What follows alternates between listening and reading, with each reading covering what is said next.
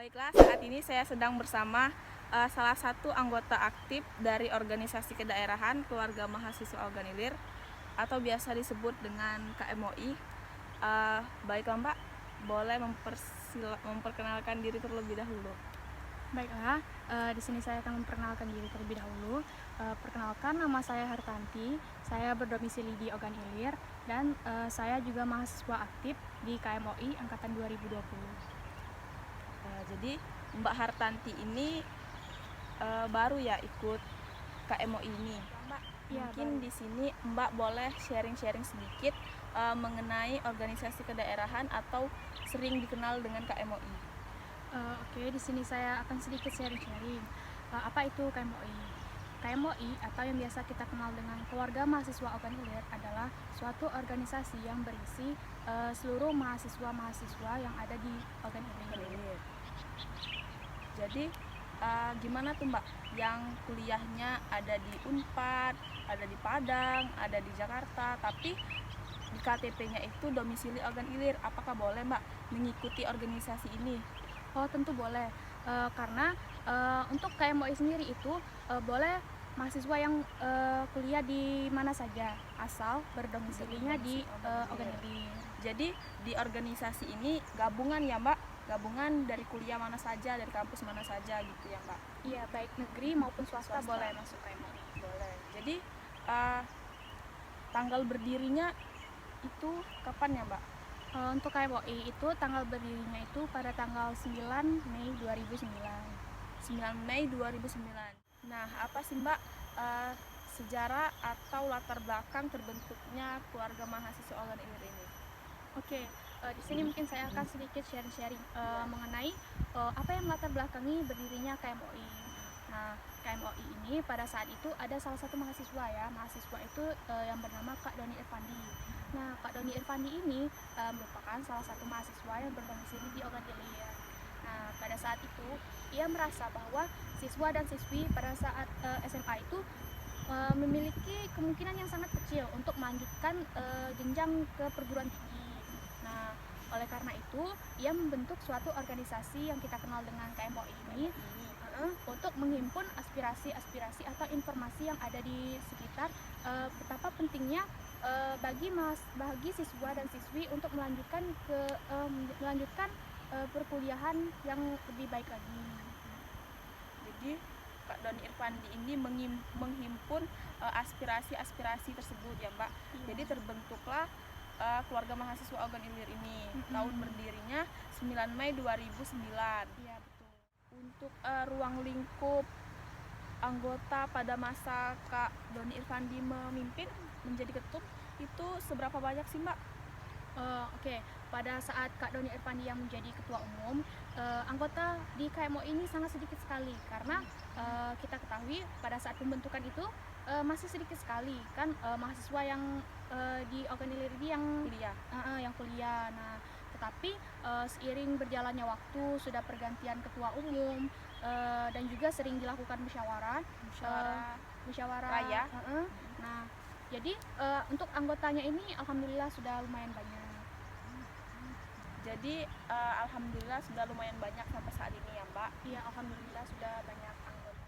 Sedikit bertanya lagi ya Mbak, untuk tanda pengenal KMOI itu kan hijau hitam, itu maksudnya apa ya Mbak? Oke, KMOI sendiri ini kan identik dengan warna hijau dan hitam. Nah, kita ketahui mengapa kita mengambil hijau dan hitam itu kita ketahui bahwa untuk warna hitam sendiri itu melambangkan ketegasan dan warna hijau ini melambangkan kemakmuran. Jadi untuk anggotanya itu harus tegas ya Mbak, dan juga para anggota itu harus makmur, tidak boleh terpecah belah. Ya, harus makmur dari satu sama lain. Nah Mbak, untuk kegiatan ini kan lagi masa pandemi itu, bagaimana sih Mbak kegiatan yang dilakukan oleh KMOI ini? Kita ketahui kan bahwa kita sekarang sedang mengalami musibah. Ya, itu wabah COVID-19 kan. Nah, tentu itu juga menghalangi aktivitas belajar termasuk di organisasi ini. Nah, jadi gimana sih cara di KMOI ini agar tetap berjalannya proker-proker di KMOI? Nah, kegiatan-kegiatan yang sering dilakukan itu yang pertama itu bakti desa. Nah, bakti desa ini kemarin itu dilaksanakan di bulan 12 tahun 2020. Tetapi walaupun kami terjun ke masyarakat, tentu kami tidak terlepas lupa dari protokol kesehatan, dari masker, mencuci tangan dan menjaga jarak. Nah, terus kami juga melakukan penggalangan dana, baik itu kebakaran, bencana alam, dan juga yang sekarang itu kaum duafa kan. Ya. Itu juga tetap melaksanakan protokol kesehatan yang baik. Jadi tak terlepas dari protokol kesehatan ya, Mbak. Tentu selain kita menjaga diri kita, juga kita harus menjaga Jarak. jaga orang lain juga kan, Iya. agar tetap sehat. Terus yang selanjutnya itu dari KMOI juga melaksanakan tryout akbar. Nah, tryout akbar ini kemarin itu dilaksanakan di Pendopo, tepatnya itu di Tanjung Senai. Pemkap. Ya, Iya, ya, benar. Dengan anggota, dengan jumlah peserta berapa itu, Mbak? Karena kan ini kan masa Covid tuh, bagaimana sih?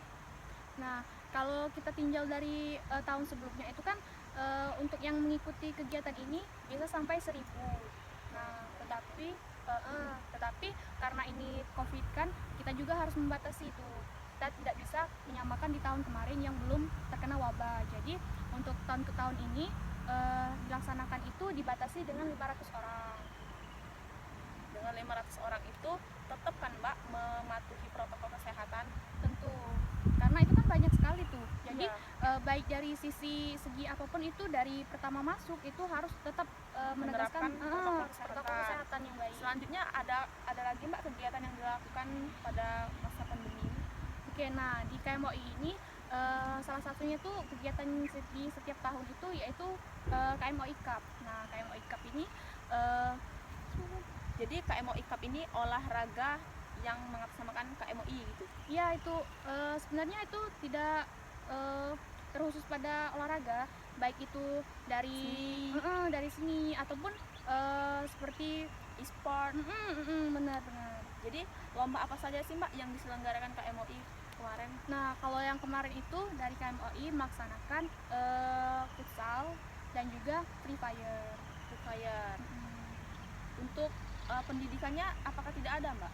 Untuk pendidikannya, nah itu kemarin itu melaksanakan puisi.